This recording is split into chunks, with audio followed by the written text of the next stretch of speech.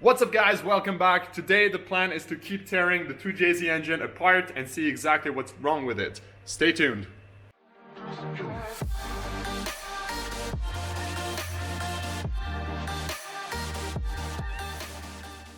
So last time we pulled the engine out of the Supra because it has bad compression on 3 of the cylinders. So cylinders 3, 5, and 6 are bad. Not sure why yet, but that's the point. I'll be tearing the engine apart to see exactly where the damage is and if it can be fixed easily. I hope so, and I've never worked on those engines, so I don't really know what I'm doing, but it should be doable. I'm gonna start with the intake side. I'll remove all of this, and then once that's done, I'll jump to the exhaust side and remove the twin turbos. I'm finally healing from you. I'm finally healing.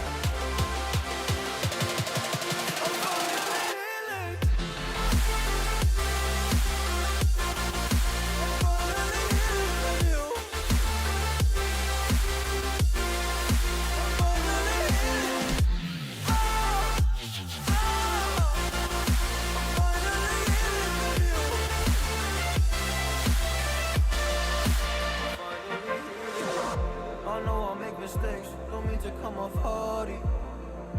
I'm just an imperfect person in this imperfect world, but I'm learning my way under this maze that I'm running through. Now when I think of you, I'm fine. See a picture of you, it would eat me alive. And now when I think of you, I'm fine. And all of the ones that were... Alright, we just got done pulling the heads off of the engine, and let me tell you guys, that was a mission. There's so many parts on this engine. I have some here, over there, and over there. It's all over the shop, but it's finally done.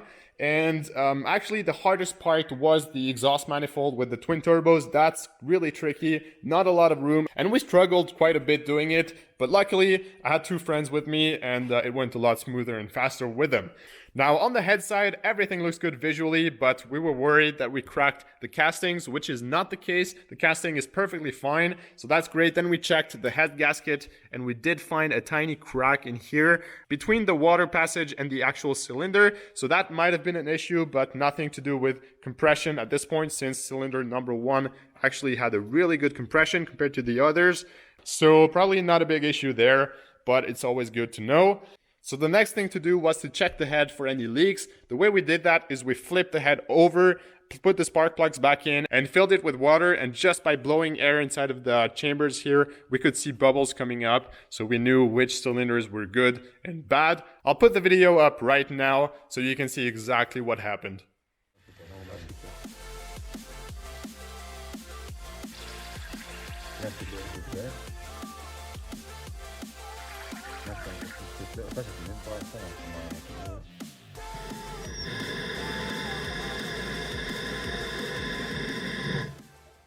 Personally, I was quite surprised to see how much air actually goes through on those bad valves. I did not expect it to be that obvious, but I guess that explains the really low compression on those cylinders. So I guess we actually found the issue on this one.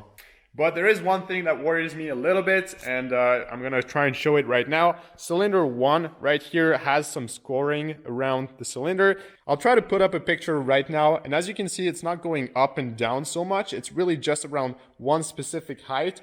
So I don't know how that's possible, but maybe it has to do with the broken head gasket.